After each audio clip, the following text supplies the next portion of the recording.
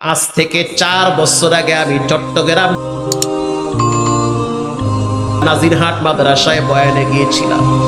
অনেক বড় মাদ্রাসা, প্রায় 6 থেকে 7 হাজার ছাত্র। বয়ানের ফাঁকে আমি বলেছিলাম, এই বাংলার জমিনে এমনও মায়ের সন্তান আছে যারা ঘুমের ভিতরে আল্লাহর কোরআনের তেলাওয়াত করে। আমার চোখে দেখা, কানে শোনা মিথ্যা নয়। বয়ান শেষ করার পরে পাশের মাদ্রাসার একজন হাফেজ সাহেব বলল, রাত্রে থাকবেন না, চলে যাবেন? আমি বললাম চলে যাব। তিনি বলল, কালকে প্রোগ্রাম কোথায়? আমি বললাম কুমিল্লায়। তিনি বলল, এক কাজ করেন, ঢাকায় কষ্ট করে না যে আমার মাদ্রাসায় থেকে যান। হুজুর, আমার মাদ্রাসায় একজন খাঁটি আল্লাহর ওলি আছে। আমি বললাম কেমন কথা, কেমন ওলি?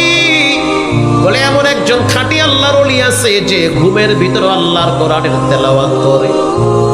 আমি দেখার জন্য গেলাম। যখন নামাজের পরে ছাত্রদেরকে মসজিদের বারান্দায় বসাইল, ফজরের নামাজের পরে ছাত্রদেরকে বারান্দায় বসাইল, ওই সময় মাদ্রাসার উস্তাদ আমাকে দেখা দিতেছে, ওই যে ছাত্রটা পিছনে বসে আছে সবার পিছনে, ওই ছেলেটাই ঘুমের ভিতরে আল্লাহর কোরআনের তেলাওয়াত করে। একদিন 2 দিন না, প্রতি সপ্তাহে কন্টিনিউ, বিশেষ করে জুমার দিন আল্লাহর কোরআনের তেলাওয়াত করে ঘুমের ভিতরে। হুজুর, তার কোরআন তেলাওয়াতের আওয়াজে আমার ঘুম মাঝে মাঝে ভেঙে যায়। আমি আশ্চর্য হয়ে গেলাম। বাচ্চাটারে কাছে ডাকলাম, সবাইকে পাঠিয়ে দিলাম। একেবারে ছোট মানুষ। আমি বললাম, তোমার নাম কি বাবা? বলে, হুজুর, আমার নাম হলো জুবায়ের। নামটা শোনার পরে কলিজার ভিতরে মোচড় মারছে। আল্লাহর নবীর একজন সাহাবীর নাম হলো জুবায়ের। চেহারার ভিতরে বড় মায়া। নবীর সাহাবী চোখ দিয়া দেখি নাই, কিন্তু সাহাবীদের উত্তরসূরি চোখ দিয়া দেখি।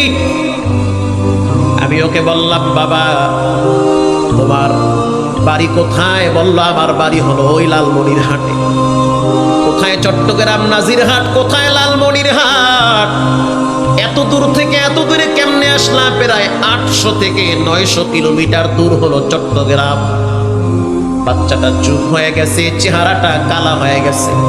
আমি বললাম, তোমার আব্বা কি করে? কোনো কথাই বলে না। বুঝতে পারলাম ওর ভিতরে আবেগ কাজ করতেছে।